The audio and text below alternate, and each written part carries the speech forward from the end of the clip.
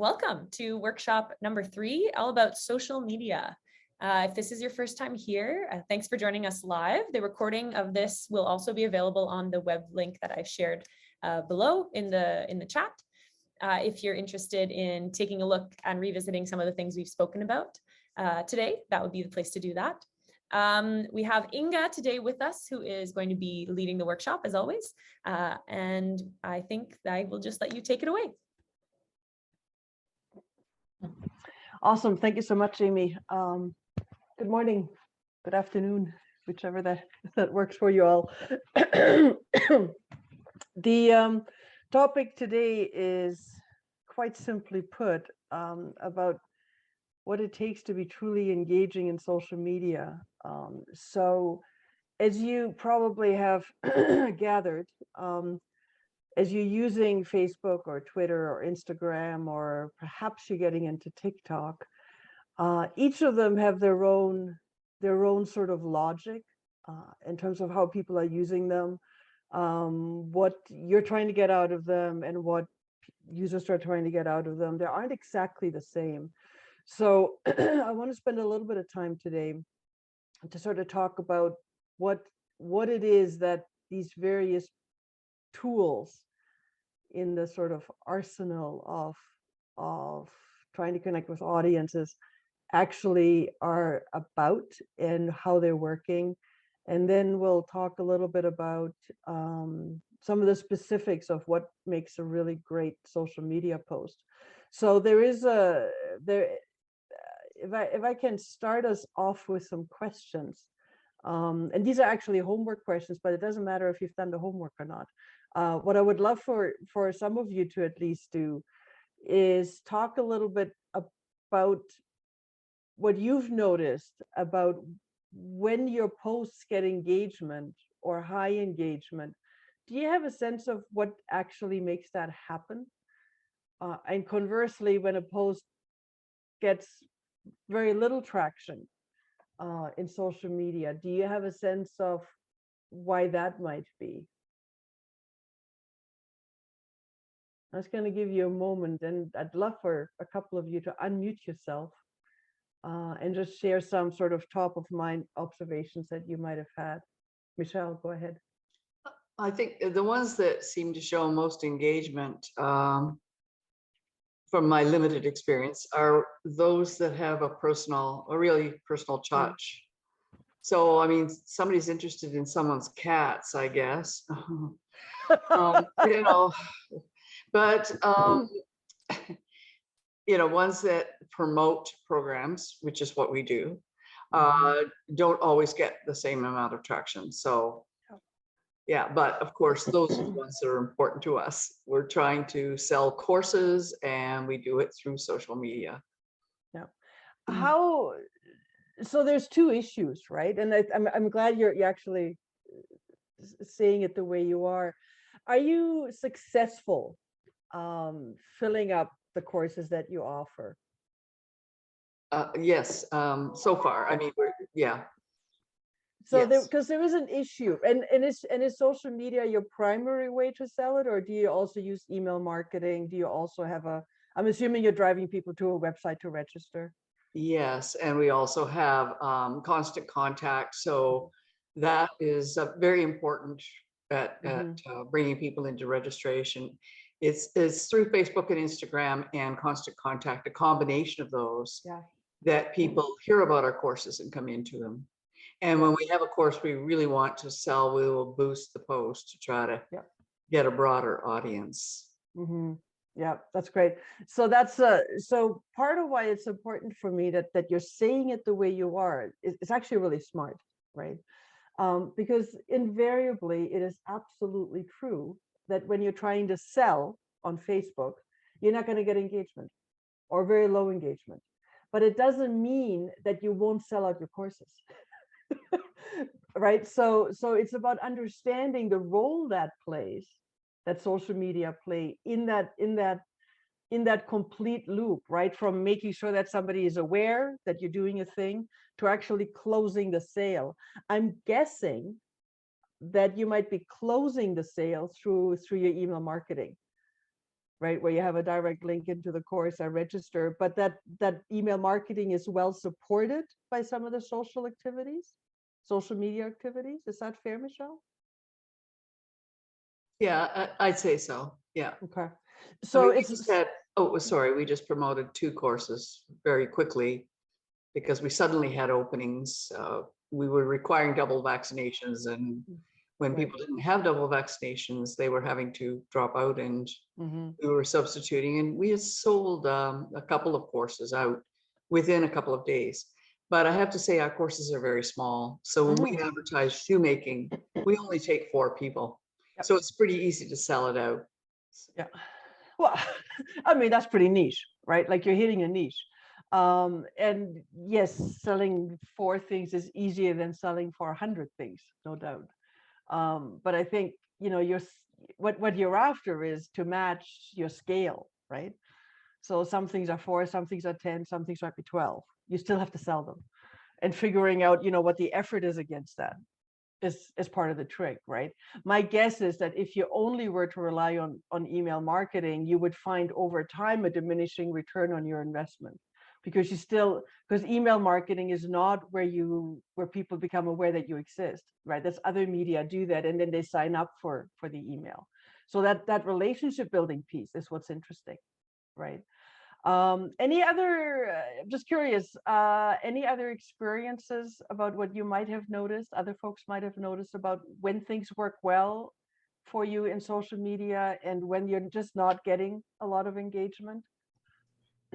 I'll sort of just agree with what was just said. I looked at the Ontario Puppetry Association Facebook page because our website doesn't have a whole lot of engagement. The Facebook page is, I don't know if we actually have any other ways of engaging. And there's not a lot of engagement on a lot of the posts. The one that got the most was for the return of the Puppets Up Festival.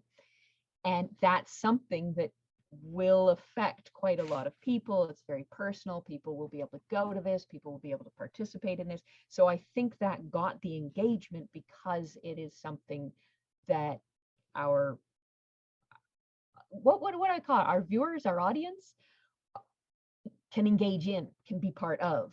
So I think like the people posting stuff for sale and the people posting videos and people posting, like these sort of smaller things, they don't affect the audience as directly as this post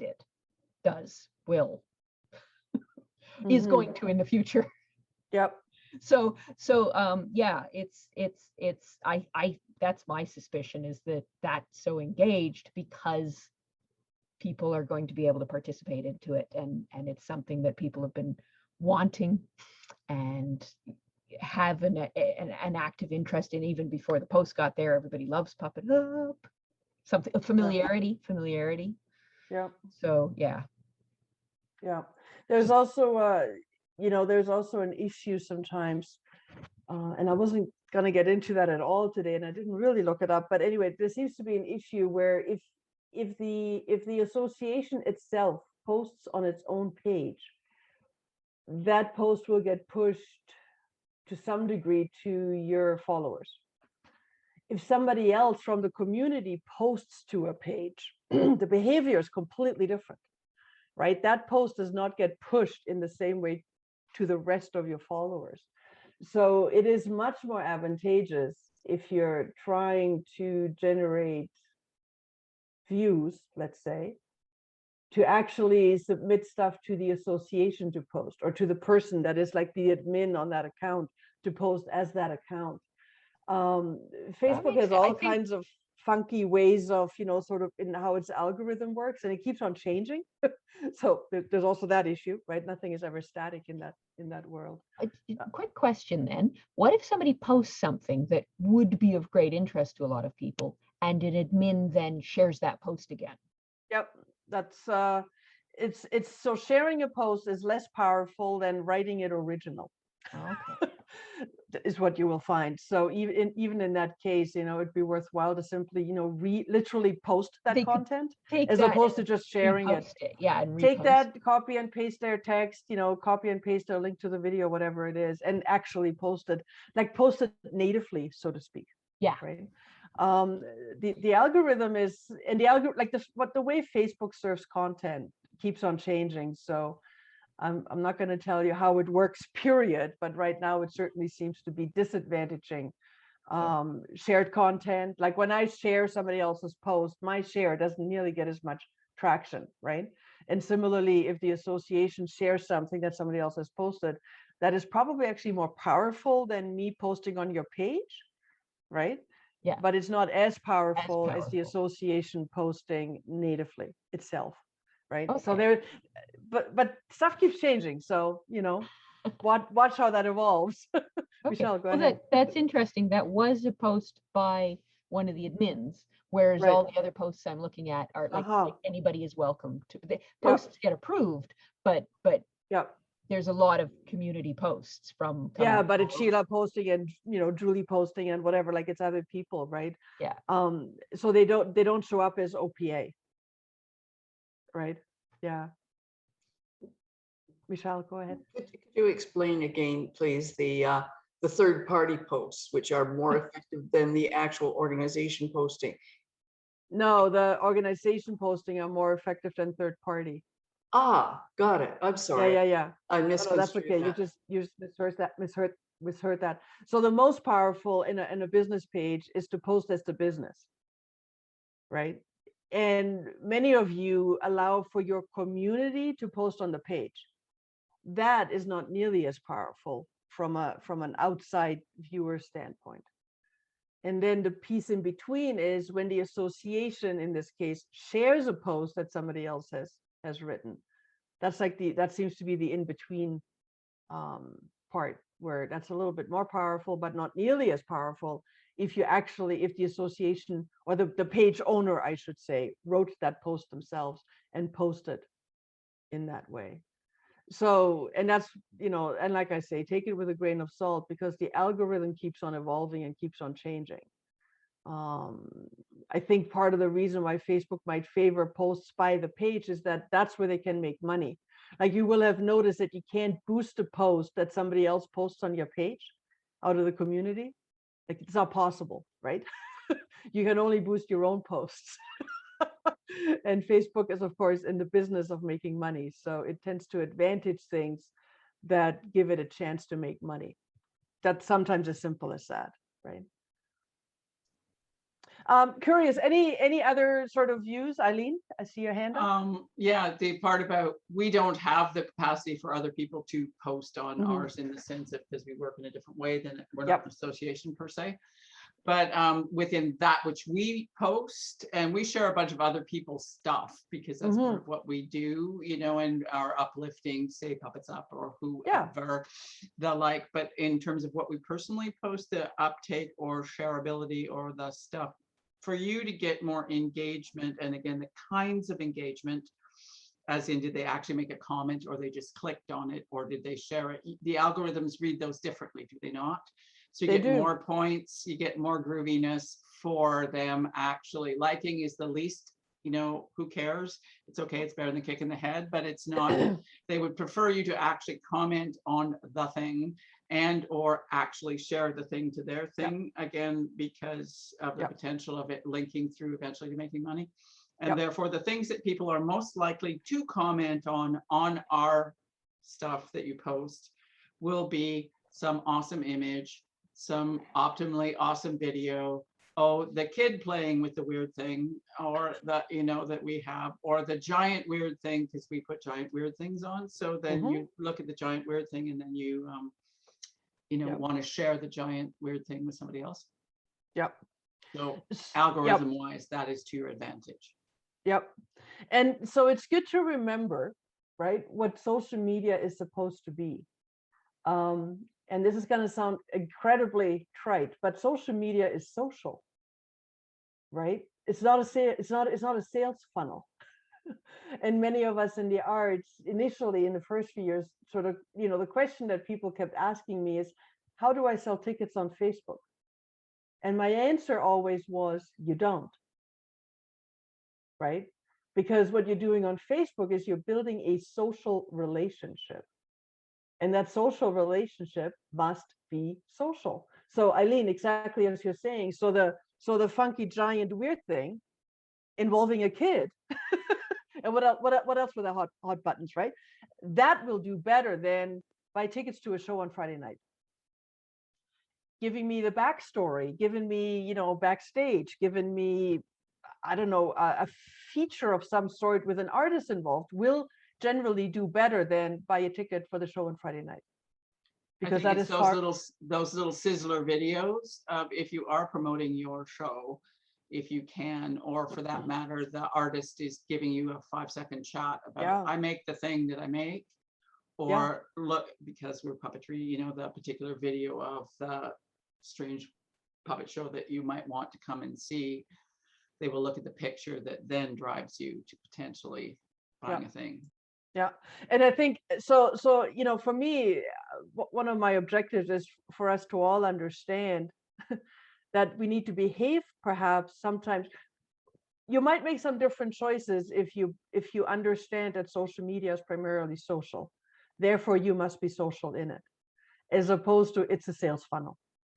And you know, so where we started with Michelle's comment was it has a role in the sales process, but it's very hard to close the sale in social media.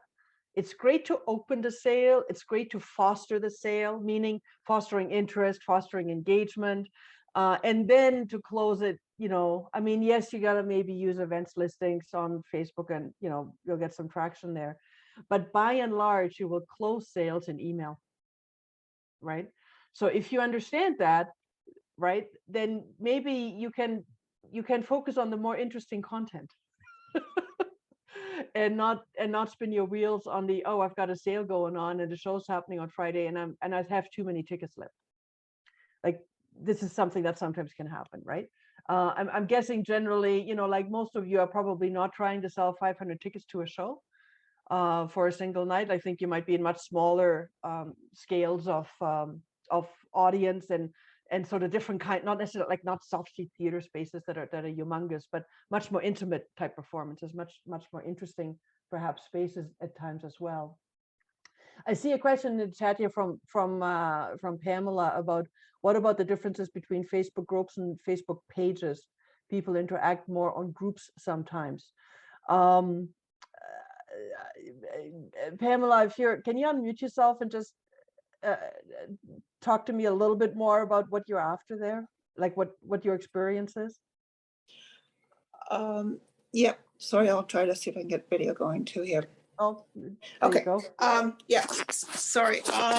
Yes, I was thinking more from experience with things related to another nonprofit, United Way, that I'm involved with, and was running the coldest night of the year. And when I set up a group versus a page, then there was a lot of people that were really interacting because, you know, COVID things had shut down. So I was trying to get people to take pictures of themselves. And it just got to be really, really interactive, I found, with the group.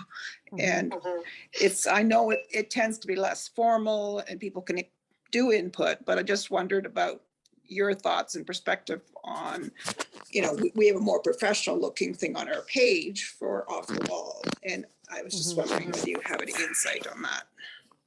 Yeah, so both can work. I think the biggest difference between the two is that when you have a business page, you get an awful lot of functionality and a ton of ability to boost posts, to spend money. You get an incredible amount of, you know, statistical information back about what kind of engagement, it tracks shares and all of that. I don't think any of that's available in groups. So a group is basically, even if it's a public group, it tends to be a closed system, and it really doesn't give you that ability to sort of track statistically what's going on, but you can have fantastic interactions. Okay. Right. Yeah. So they behave differently. That's the biggest deal. If you have a well-functioning active group, good on you. They can be really hard to generate. Yeah. One of the pieces that happens is, why as a group participant, why am I there and what am I interacting about, right? So unless you have a really powerful organic reason, like a thing that people are intrinsically interested in, like for instance, up here where I live, aurora borealis are a thing. So there is an alert group that gets very active whenever the forecasts are good, right? Like it's very, and there's nothing else you need to do. So similarly, you see a lot of buy and sell groups that behave exactly, that are super active, right? If you're trying to have an artistic conversation, that can be a heck of a lot harder to generate on a group. So I think you need to be really thoughtful about, and they take a lot of investment, right? Because to get the level of engagement you're talking about, if you don't have that intrinsically, I'm already there with you, Yeah. right? Because it's a buy and sell, or it's the aurora, right? Northern Lights are great. Or United Way. I mean, I think there's a lot of, sort of reasons why people might be super engaged on a topic like that. Yeah. Okay. Um, And I think it was just yeah. worked because of the shutdown at the time. People had nothing else to do, and the timing was perfect to try to get people via that method. But Yeah. And I've seen groups that work really, really well in the arts as well. I just know that it can take a lot to get them there. Eileen, go ahead. She had mentioned that the thing that they were doing were posting pictures of themselves doing whatever. Uh-huh. Is that a thing that you could transfer over as far as a tactical thing into your Facebook business page, in which you are like people want to post pictures of themselves doing, and that you somehow craft a thing that is encouraging them to do self pictures associated with whatever it is you're doing? Will that yeah, change you can totally do that, and that kind of thing will work much better in a group, right, than it does on a business page, right? Because of that issue around how community posts are treated on your business pages. They're demoted a lot, like they don't really end up in the feed. But in a group, that's all there is, right? So a group is an equal interaction amongst all users. So they behave really differently. So it isn't necessarily of value to try and do a let's post your face on my page thing. It would be no, better, not on your so page. In the socialness, hang out, do that there, and then be social in that box, and then do other stuff in your page. Yeah. Cool. So that's where just understanding the behaviors a little bit is really helpful, right? Because, and I mean, sometimes, I've seen people try to develop a group around a show, which is really, really hard to do because it's so time limited. But if you were to generate, behind the scenes or the inside story off or whatever, something like that is a standing feature, maybe those kind of things could work, right? To bring people inside the artistic process, inside the fun stuff that you're doing, not to talk about it in a, complex way, but to just have fun interactions with audiences. One of the things to always watch is who's in your audience, by the way. So sometimes, when we're in the arts, we end up, like a lot of people who buy shows to theater are theater artists, right? We know this to be true. A lot of puppeteers will go see puppet shows. A lot of poets read poetry along those lines, right? So you will find that part of your audience that might be highly engaged are in fact your colleagues. That's not a bad thing. They become your ambassadors. They become your amplifiers, right? But you need to watch a little bit for who's actually shows up when you're trying to do these kind of social things in the arts, because the language that you can use with your colleagues who know your art form is different than the language you can use with me as a run-of-the-mill audience member. The things I'm interested in are going to be a little bit different around your artistic process than the things and the ways you might be talking about that to another artistic director, right? So that can be something where sometimes we misunderstand who your most engaged people are. And it's useful to sort of take a look through, if you have a group, to take a look through the membership list and kind of go like, oh, look, I actually know these 10 people personally, and those are the most engaged ones. And you know them because they're in your field, right? So I wouldn't ding it. I just say be aware. I wouldn't ding it because they're ambassadors, right? They're people who amplify your work. But the level of conversation, on the level of engagement, can be quite in a different place sometimes. Any other comments before I show you a couple of fun things? I might just jump in quickly. And for us, the the stuff that really gets the most engagement is when we offer the most value. So for example, like when we have job postings or opportunities to submit something. We also usually tag a lot of businesses or other arts organizations or whoever's kind of interested in that as well, or has that similar goal of, let's say, providing employment for emerging artists. And then they'll be quick to, like, you know, share that as well. So yeah, so then it becomes difficult when we're not offering something as high value as that. The engagement shifts drastically. Yep. Yeah. So then the question for you has to become, am I doing the lower value thing? And why am I doing that? Right? Because every time you post, it's actually somebody had to think about it. It takes half an hour, whatever it is, right? There's effort that you put against that, which you could spend in other ways, because I know all of you are far busier, right? Time is at the premium here. So I think that's part of the triage you need to sort of do. Sometimes you just need, if you don't have any frequency of posting, yes, it's worthwhile to just post sometimes for the sake of posting, which is almost what that might be, almost maybe, right? But you really have to think about that, because, and that's where I'm a big fan of actually having a social media plan. Like, what are my, like any other plan, like a marketing plan? What are my objectives? How do I reach them? How do I check whether I've reached them? Right? Basic stuff. You know how to do that. The triaging on that can get complicated, but none of you probably have enough traffic to sort of thin slice your audience. Like, you're looking at a few hundred followers, maybe a couple of thousand, maybe 3,000. Anything under 50,000 is small, right? Because you're just not getting sort of the statistical ways to be able to sort of rigorously test out stuff, right? So taking the top line that you're seeing, that you're commenting on, is absolutely appropriate, and making some judgments based on that. Now, can you read these two little ads that I have here? Can you actually read the words? So one is basically this is a local airline. Everybody loves Air North in the Yukon. We treat it as family. They treat us as family. It's very, very different as far as an airline goes. So they get, you know, crazy shares when they try to sell things. Like that Aurora Pass thing had 38 shares, 9 comments and 54 likes. Those might be stats that any of you would really love to see for some of your artistic things. But it's a sell. It's a nice sell. You know, it starts with "the snow is flying in the Yukon." Very, you know, they have a really nice tone, very personable, like, you know, like family would, right?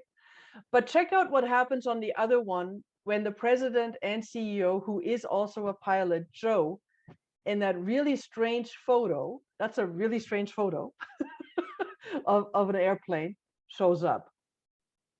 Like, can you see the amount of interactions he gets, and way more comments, and way more, even more shares, right? So this company is like I say, they're beloved here in a way that airlines just never are. And Joe started that thing 40 years ago, and he's still flying today, right? Everybody knows Joe. That's how we call him, Joe. We're happy when he pilots your 737 flying down south, right? It's this difference, right, that you're also describing, where the strange image, the quirky thing, he's selling nothing. This post, you know, the second slightly larger post, is selling absolutely nothing. It is strictly building relationship. It is reminding me that I love the guy. It's reminding me, you know, and I mean, if you think about it from a brand standpoint, everything is in here, flyairnorth.com, right? The orange, all of that. It's clearly about planes. It's not some other thing. It's clearly about flying. So it's, again, like, you get to do puppets, you get to do art, you get to show me the thing. But simply by you know, like, they could have shown him to me in the cockpit, but this is a way more interesting image than a cockpit shot of Joe, right? And I think it's that difference that we're after, right? Now, by virtue of them doing these kinds of things, right, these like really community oriented, relationship oriented thing, they're able to do all the selling that they want, right? Like, it opens that up. It opens up that opportunity. They only promote, they don't promote, you know, buying tickets on a regular basis. That's not what they do on their page. They will promote their passes, which are an extraordinarily good deal, right? And if they have a new route that opens up, they will promote, you know, the new route, but they'll always do it through relationships. So when they open up, you know, a while back, the route to Ottawa, Whitehorse to Ottawa direct, which is like, as you might imagine, that is very big news in the North because such a thing doesn't exist, right? They did it based on, you get to finally see your family, you get to, right? You get to sort of see friends. It was all about the personal side of that. It wasn't so much the, aren't we great? We get to have government people travel from Ottawa to Whitehorse direct, which is a greater benefit to the territory, as it turns out, but not how you sell that stuff, right? So I think this is to me, this is an interesting example, right? Where could you be in a you know, sort of more hard-nosed business, maybe car sales, I'm not sure, but even car sales only work if you have the personal relationship in terms of the social media part, I mean, and you're building it like that. Is this an interesting example, at least, to take a look at?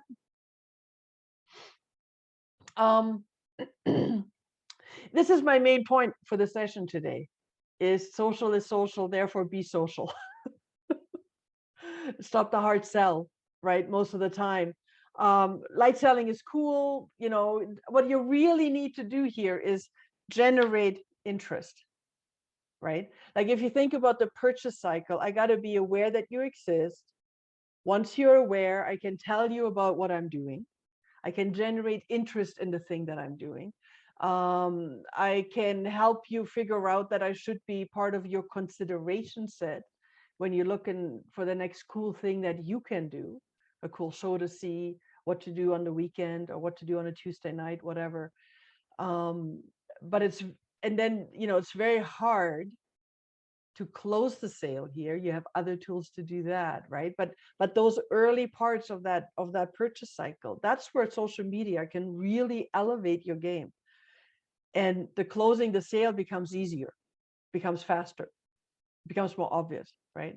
Because if you become beloved like Air North is, then the selling part is not where the work is anymore. Like the hard selling part, the plane is not, you know, is half empty selling part. Any observations or comments about anything? Eileen, go ahead. Apropos of how it is that you're building relationship or what you're offering in terms of why people would bother to come to your page is because you're going to tell them a nice story or show them this. Is that part of the overall going, or that you're generally interesting?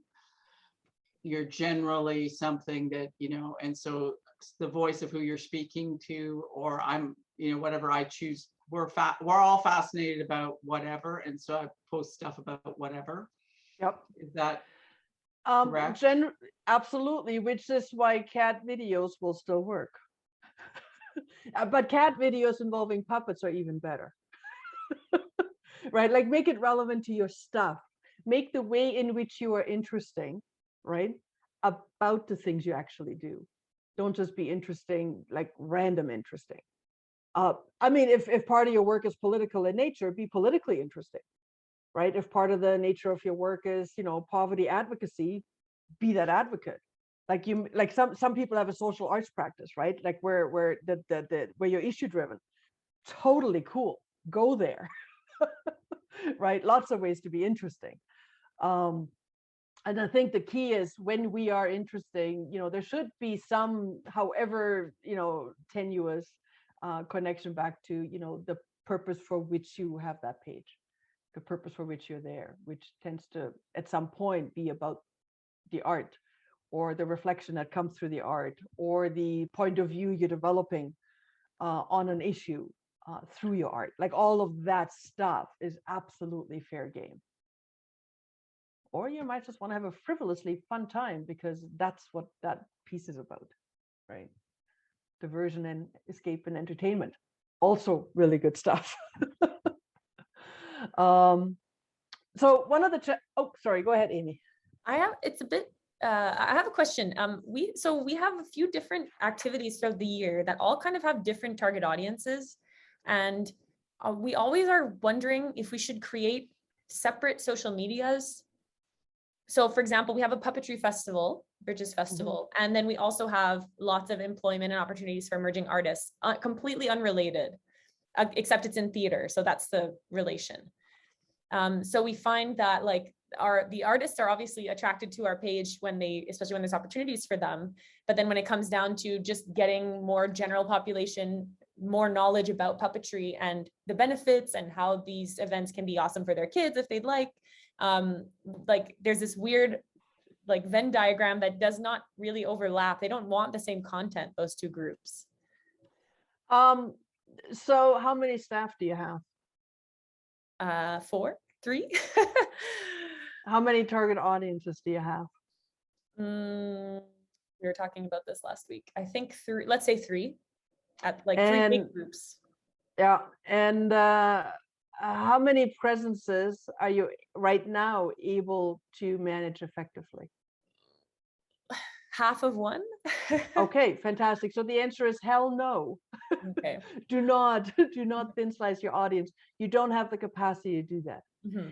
If you were TD Bank, right, and you had a massive amount of, like they have intranets and internal communications departments for good reasons.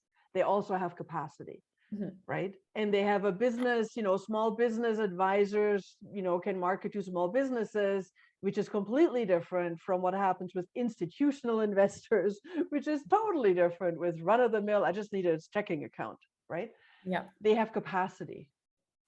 So be aware that if you're trying to thin slice the way you're describing, that while that is intuitive from a marketer standpoint, don't do it unless you have full capacity to actually put behind that. What you will find is the artists who are attracted to your work are attracted because of the stuff you're doing. Mm-hmm. Right? So even on the career side, like there's, that they're seeing some of these other things in your Facebook is perfectly fine, because that actually might very well be whether even paying attention to Crane Creations. Yeah. Right. So it's not necessarily a downside at all. And then you don't have enough volume, just if it's just career stuff. Or yeah. Right. And the festival is once a year. So now how do you build your audience once a year to really be there? Super difficult to do. Right. So I think you are better off in what you're doing, which is one Facebook page, right? One Instagram, you might have one other thing, maybe a YouTube channel or something like that, right? And actually do them well. And when there is the residency option or the intern option or the employment option, hone that and maybe boost those posts, but just to the artist audiences. Right. Right. And maybe when you're trying to sort of raise awareness around the festival, you need to do some boosting of posts, but maybe select your audience and try to exclude some of the people that really shouldn't be part of that. And you do that with interests, right? Like you have geography and interests and age groups. So you can thin slice your audience a little bit. In a place like Mississauga and Toronto, that makes sense to thin slice because there's like millions of people. In a place like Whitehorse, there isn't, because there's only 20,000. Like I just say everything to everybody in a much bigger way. That makes more sense. That makes less sense the bigger your geography is. That would be my free advice for you, Amy. That makes sense. It's practical. Yeah. Right. Yeah. So I want to run you through a few notions to sort of frame a little bit about how the social media stuff works really, really well. And one of them is to make sure that you actually understand that you're a photographer, video director, writer, and editors for all of these things. So this is a pretty broad skill set to do well. And you, in many instances, I find in the arts that you individually are the person who needs to do all of that. And you already know that it's very hard to edit your own stuff, right? Like you have no distance from it. And so, but be aware that that's actually the skill set you need to have. This is all available, all of these words are available to you on the project website already. So don't sweat the detail on this. What I want to show you here is to sort of understand a few things about your audiences to help you hone in on what you're actually doing. So there's always, at minimum, there's always 3 kinds of audiences, and that's quite separate from the audience sort of demographic differences that Amy, for instance, was just describing. But there are 3 kinds of audiences. There's your fans who love you. There is people who know you, but they're not necessarily your fans, but they like you well enough and they'll return every so often. And then there's new audiences who don't know you. So all 3 of these, right, in the social media realm tend to interact with you, but they actually have vastly different expectations, vastly different needs for reassurance. So I would suggest that, you actually should think about which of these 3 are you posting for. And the answer is going to be, on Monday, I might be posting for fans. On Wednesday, I'm going to try to post for people that I'm trying to sort of re-engage a little bit, or that only come to certain kinds of events. So when I have the kids show coming up, as opposed to the adult puppetry thing, maybe that's when they're coming, right? And then new audiences who have never seen you, but because you boosted a post, they're now seeing you in their feed, right? Be aware that they're quite different from each other because of their pre-existing knowledge of you, and that you can speak in a much different tone or say different things to each of them. So I think I wanted to just leave you with this notion here. It's quite different from a traditional, I don't know, I come for employment and careers versus, I'm 18 to 34 and I drink beer and I like puppets, whatever, right? Like the sort of demographic or psychographic slicing. This is a little bit different from that, but it acknowledges that if you shape your content with intention, thinking about these 3 kinds of audiences, you might find a better engagement, not from everybody all the time, right? Because I think that's important to recognize as well. Most of us don't have a broad enough, audience or scope of audience to thin slice this. Like, it's hard for us to gate the messaging to only one kind of audience, right? So I think I'll know if you're talking to somebody who's new to you, as opposed to me who knows you for the last 10 years and I come to every show, right? The nuance on language is what this is about, and understanding the assurance somebody needs to say, this is for you, meaning it's a new audience who doesn't know you. It might be a little bit different than what somebody needs who's already sold on puppetry is cool, or the multidisciplinary thing you're doing, blending all kinds of, separate artistic practices into one practice is cool.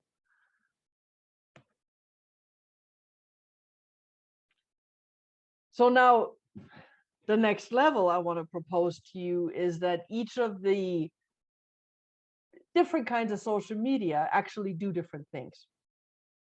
So from an audience standpoint, why am I on Facebook? Not accounting for, Facebook as a challenged entity around some of the things that algorithm does, which we're so familiar with just now, the politics things, the amplification of really strange messages. I'm just talking about the sort of, the useful ways that you have to build business, basically. So what Facebook is ultimately about from an audience standpoint is to stay in touch with people they know in the real world, right? For most of us, that's what it's about. I don't have an open Facebook account. Inga Petri has a closed account. Only my friends can see my stuff unless I explicitly post it to the world, right? Yes, you can find me, but can't see much from my personal profile. You can see some photos, that's it. Right? So it's about staying in touch with people in the real world, or those who share your interests, right? So the weak ties is actually quite powerful there. The friends of friends. And from your standpoint, if you have a business page, that is really where a lot of the action is. So your closest friends are your ambassadors. They might be your colleagues. They might be people who just love the art you're doing, the cool events that you're doing. They become folks who share your content out to their networks, right? You want those. Those are essentially weak ties. They're not your employees. They're not your artists that are working on that show necessarily. But that's where community groups come in, right? So places, interests are a big part of that, as we were talking about earlier, in terms of, something like United Way, that can work for the arts. And it can include, sort of curated content by your connections. So the things that, the community posting and stuff like that. It's just the issue tends to be amplification side of that for you.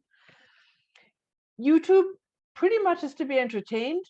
The how-to videos are huge on YouTube. How to do anything, if I want to know how to do something, that's where I go. How do I make shoes? How do I create a puppet? How do I, there's all kinds of how-tos that I'm sure you can think of. And if you do that, with intention, not to actually share the how-to, but as part of a process to bring people closer into the fold of your artistic practice, right? You may find value over time in that. As a one-off, tough. You can invest a lot of time and energy and never really see any return, right? So be aware that your level of effort needs to be commensurate to the level of benefit you can generate out of that. So always think about your plan and your strategy, of course. Twitter, it's still about opinions, and it's about what you're doing right now. So I think, in the old days, it was 80% of all links on Twitter were to something, were to news articles and stuff like that. That's probably still true. It's less about the conversation threads, even though they are better now that you have more characters, right? As soon as they doubled the number of characters on Twitter, it became more like Instagram in a way, but it's still primarily sharing links to stuff. And hashtags are just a way to organize a conversation that I might be able to join. Instagram is still about inspiration. It's the highlights reel. And it's still primarily photos, except they're now also going to video, right? You have noticed that much more video everywhere, much more video. Why is there more video? Because the internet is faster. We can actually watch it on these little devices, right? Because we have 4G type internet. That is what made video happen. So it's really just a capacity issue. So if these are the interests that your audience has to go to these things, then be aware that you will do better if your posts somehow tie into those interests, right? So on Facebook, it's about the weak links, right? It's about people sharing your stuff. So figure out what your fans, how to get your fans to tell their friends about you. Because that's what Facebook is best at, right? You can also learn a lot about your audiences and your target audiences, and you can very specifically target different people through boosting, of course, as you know. But really, what you need to do on Facebook to do well, and for the algorithm to advantage your content, is you need to post when people are there. So during the day, you need to make sure that you get at least likes as quickly as possible, because without the likes as quickly as possible, the algorithm will not show your business page content to your followers. Like, it's down to about 5 to 6%, they say now, of your followers will ever see your content organically, meaning without you boosting it. The way to get that and to elevate that is if you got to get some level of interaction right away, right? So make sure that your office staff likes your own stuff. Tell them that you know what I mean? Like, you got to have some interaction right away. Make sure that, your office staff, if you have any, shares those things into their personal account. Those things really help. Make sure that your board of directors, the next layer out, is aware that you're doing that, and ask them to actively engage with your social media. Those early interactions make all the difference. If you don't get any likes in the first 24 hours, guess what? You're not going to get any likes, because it's no longer showing up in people's news feeds. Simple as that, right? You can actually delete those posts and of your page. There's nothing wrong with that. Like think of them as pollution, right? What we're looking for in what I, one of the ways that I evaluate your Facebook presence is whether other people have liked the stuff when I first come to it. So you're better off to have fewer posts that with higher engagement than to keep the posts with no engagement sitting there. Just trash them. No reason not to. Like, this is not your archive. Right? It's a relationship building tool. That's it. YouTube, entertain or teach. Use it for that, right? It can have big impact in terms of your search engine optimization. You can absolutely build a following. And if you get really, really famous on YouTube, you can even make money. That takes a lot. I wouldn't hold my breath. In terms of Twitter, be part of the conversation. So using hashtags to be part of the conversation. If there is no puppetry hashtag where the Canadian puppetry folks get together under, maybe it's time to create one. Maybe you have one, in which case add it to whatever you're posting about your own stuff. It's just a way to organize a conversation. Canadian Poly, CDN, POLI, that's where the Canadian political conversations are happening. Can I have, CDN puppets do the same thing? Yes, of course you can, right? I didn't check whether there is one or two or three. It doesn't have to be one, but all to say, because it's about the conversation, and if all of us actually did that, right? Now it's no longer about, any one of us needing to, try to build those conversations, but we can plug into, right? Much easier to do, and you can amplify and generate a much bigger audience for the art form, for the disciplines. And then when I think about what do I want to do as somebody who follows that, perhaps, who's not in the field, but I might attend stuff, it just becomes a matter for me to say, when is that thing in Whitehorse? Or when is that thing in London where I live? Or when is that thing in Halifax, right? Instagram, inspire me, give me a glimpse into your world. Initially, you may remember Instagram was like highly adopted by musicians doing backstage stuff. Good reasons for that. It's still really well suited to that. It was Selfie Nation. It still is Selfie Nation in a lot of ways, more so than Facebook.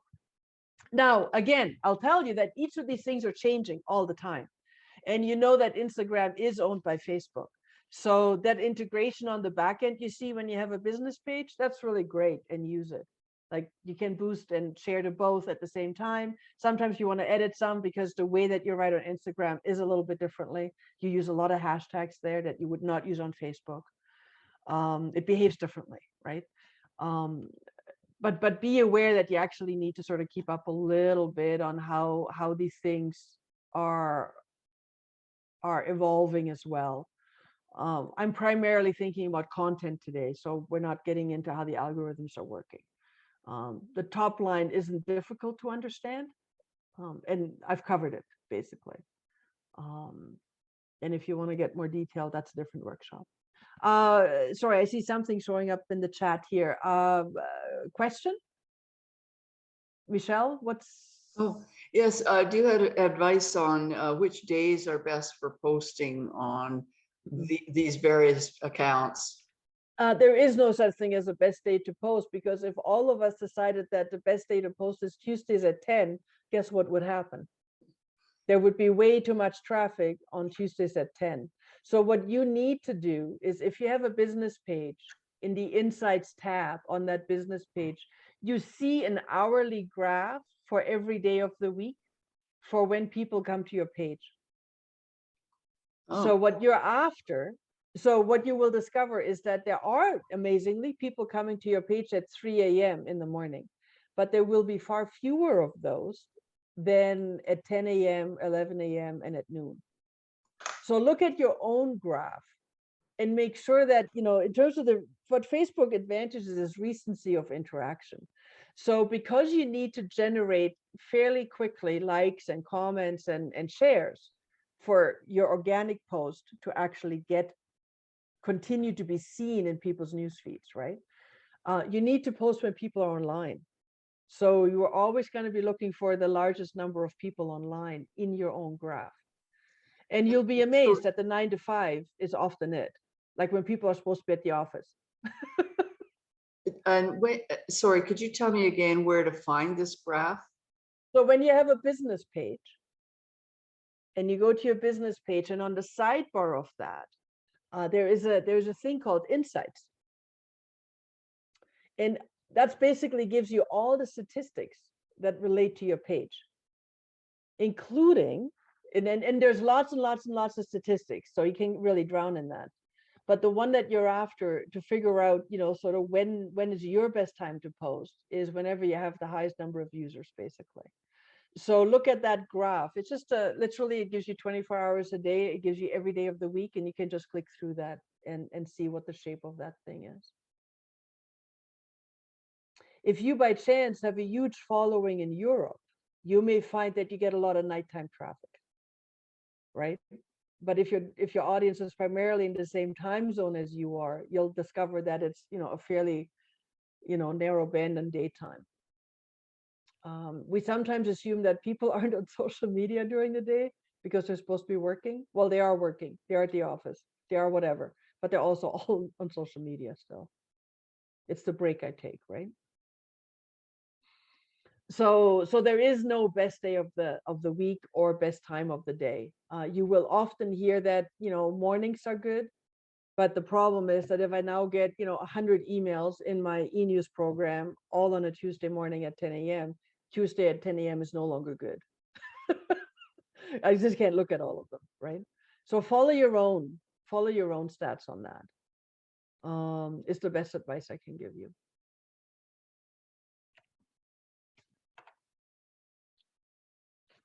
So what I'm after here is to help you. Again, I'm not going to tell you how to write a post. You know how to write in English. You all do that all the time. But what I'm trying to get at is think about specifically the content you're writing. Think about who you're writing it for. Do they know you really well? Are they brand new? Are you going to be boosting that post, which means you're really targeting brand new often, right? Or are you just targeting it to a slice of your audience and then write to that slice, even though it's an organic, even though it's a post on your page, not an ad, right to that audience. And then, sync up what each of these social media that you might be using are actually about with your intention for what you're asking people to do on it. Right? That's really what I'm trying to get you to sort of, hone in on. Does that make some sense? Eugenia, you're nodding.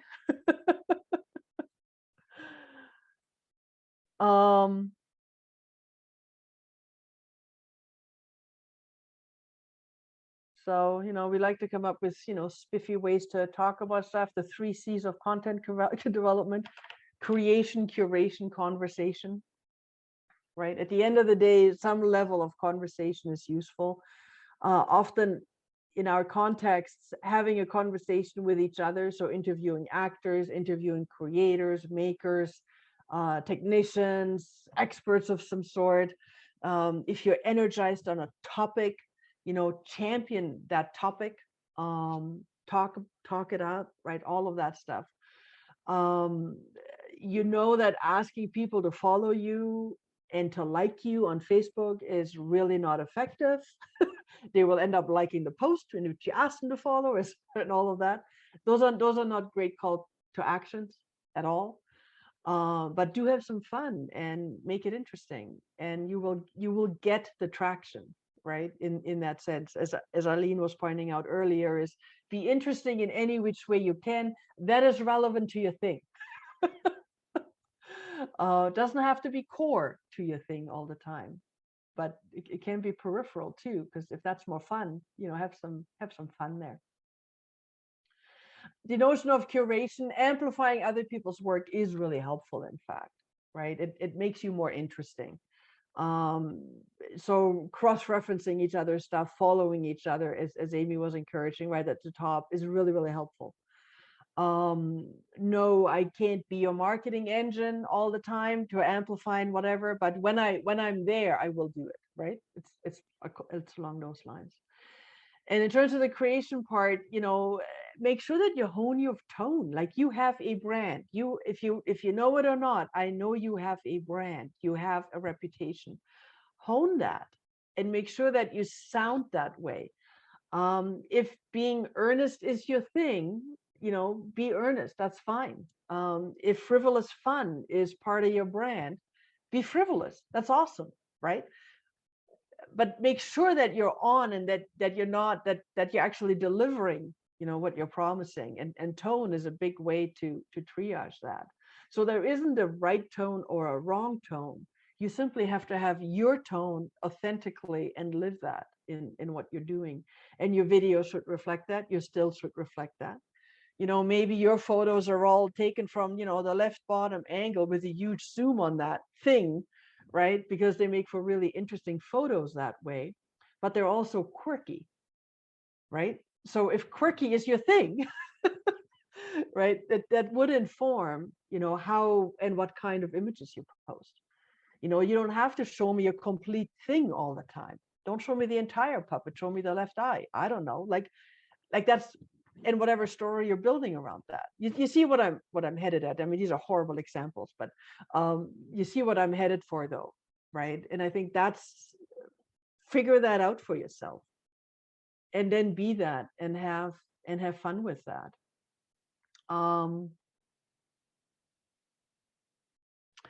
There is a challenge in, you know, when the reason why I'm keeping the what's working well perhaps more generic than you would imagine is that if you end up doing follow best practice in content creation and when to post and how to post, what's bound to happen is that you have a diminishing return on that investment because you're no longer uniquely creative.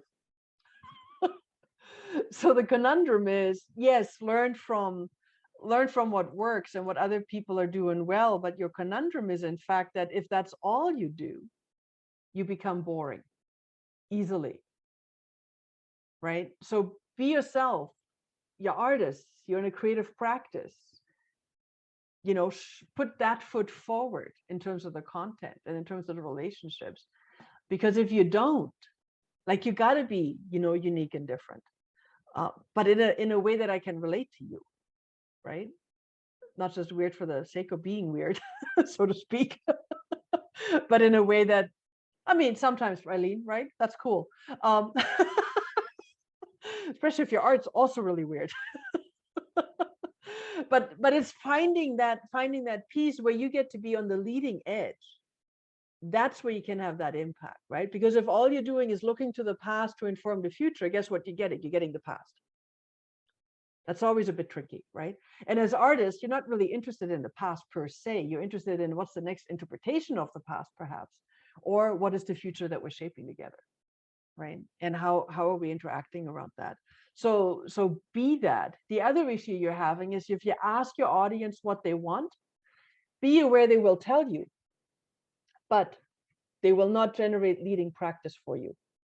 So instead, I tend to focus on what do they really need to know, and how do I need to bring them along in my story, right? Because if you simply ask them what they want, their universe of what is possible is smaller than yours. And you end up again with a diminishing return on investment. So all to say, be as creative out there as you want to be. Make sure it's on brand for you and work it. Right? Work that edge. In a, like, authentically. This is who you are. This is who Amy is. This is who Crane is, more importantly. It's your ADs, right? It's your artistic direction. It tends to set that a lot. And the marketer's job is to connect that with the audience. So don't just say what the artistic director says. You know, their language often is at a different level. But figure out how to connect that vision to an audience and use the words and the images that actually achieve that. And I'm pretty sure most ADs will be really happy if you achieve that. They won't sweat that you're not writing down their artistic vision word for word in your posts, right? How's this for fun this morning, this early afternoon? Pretty good, eh? So in the, we're reaching towards the end of our time here together. We got like another 5 or 6 minutes. So in the rest of the slides that you'll see when you go to it, they give you a bunch of tips and tricks for how to do video well, how to write well, how to do photography well. So I don't need to spend a lot of time on that here today, I don't think, but I wanted to make sure that you have those resources available to you as well, because it does help to sort of, if you're finding that you're doing a lot of video, but nobody is liking it, there can be a few reasons for this. And one of them could be the way that you're shooting the video, the quality that the video is, or it could be that it's 5 minutes long and nobody gets past the first 2 seconds. When you look at the stats on video viewership, you'll discover that many more people are there for 10 seconds or less than watch to the end. So as I think we said this in our workshop last week as well, is learn to start with the punchline, including in your video assets. Give me the compelling thing to start with. Don't lead up to it, because I'm not going to be there at the end of that video. If there's a call to action in that video, that's great. It better be in the first 2 seconds too. Right? So be aware that, you need to sort of, time is at a premium here, right? And think about the first 3 or 4 seconds and what's in those. The other thing that you want to be aware of is that because so many people are online while they're at the office, they may not have sound on. So the thing has got to work without sound. Right? You know how you're watching videos online. You see a lot of, right? You see a lot of video online and there's no sound when you're looking at it. You know this is true. So be aware that, having a few cut lines can really help. Right? Like TikTok is like on steroids around that, where everything is like there's writing all over these videos. Even though I'm just looking at it on my mobile device, but that's because it actually works and you get the message across. And if I listen to it too, it just makes it better. So those are some of the things you need to think about. Quality of video is important, using tripods, just like with still photography, right? Just do that.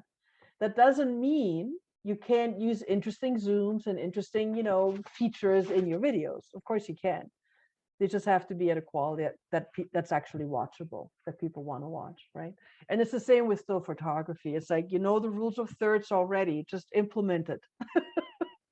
We've known this for years, right? How a photo is, which is why, if you saw me like this on this video all day long, this wouldn't be so fun. I'm supposed to be in the in the top third. Is like, that's the sweet spot, right? So all that is stuff that, and those are some of the things that are in that back end to just help you on with tips and tricks on the one page to hone in on that. And then a couple of spots, we gave you a link as well to look at some really cool stills in particular, to just sort of help understand what happens if every photo is just straight up, and right, it gets a little boring sometimes. So having some license, having some freedom is part of what I'm hoping to instill there. Any other questions, comments on anything we've covered so far?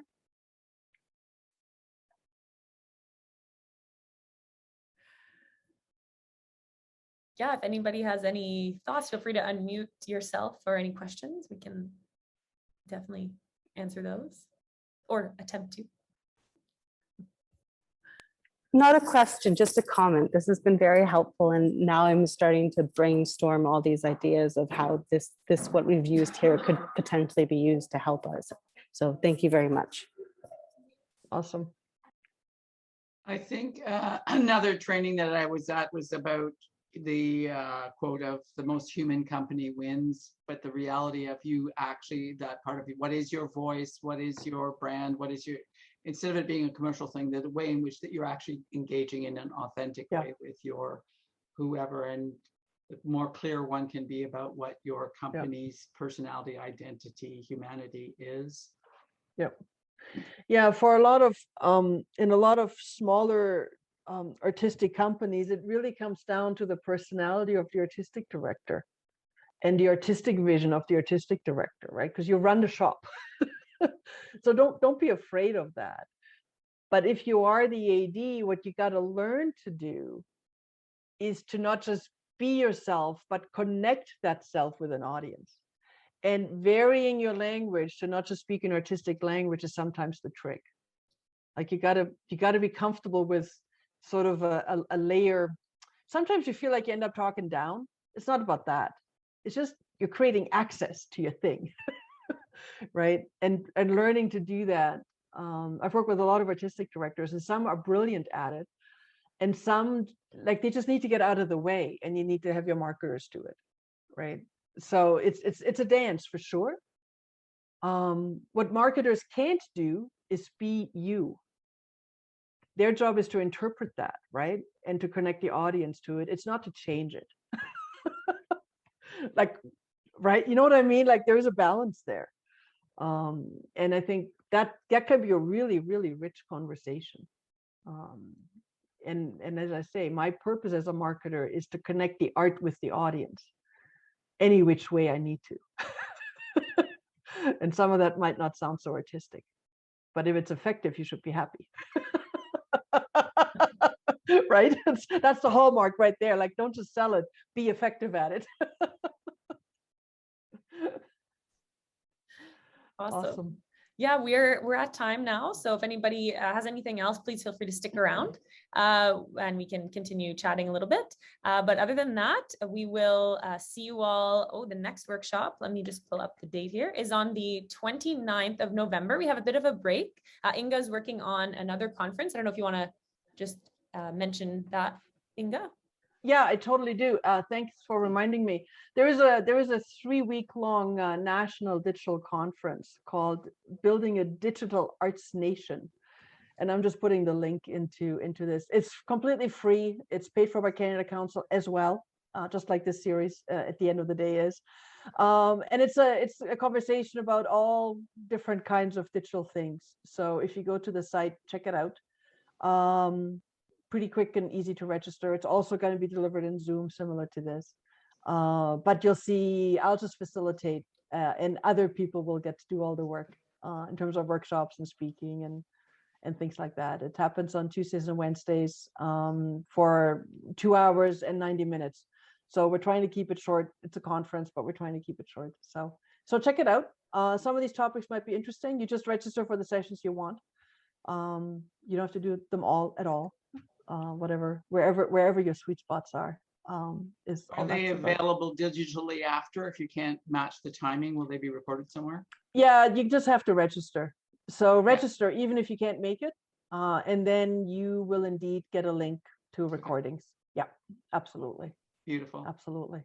And there's also, just apropos of other conferences, it's the AQM's 40th anniversary. So if you're into French puppetry, there is a whole set of stuff going. I don't have the link here, but we could maybe post them on our PADE page, apropos of looking at a whole bunch of puppet stuff happening in the next little while. Yeah, Awesome. that sounds great. I'll send in that in the follow-up email as well, along with the link to the conference that Inga has just mentioned. Thanks so much for joining us. And thanks to Canada Council for supporting these workshops. And we will see you next time.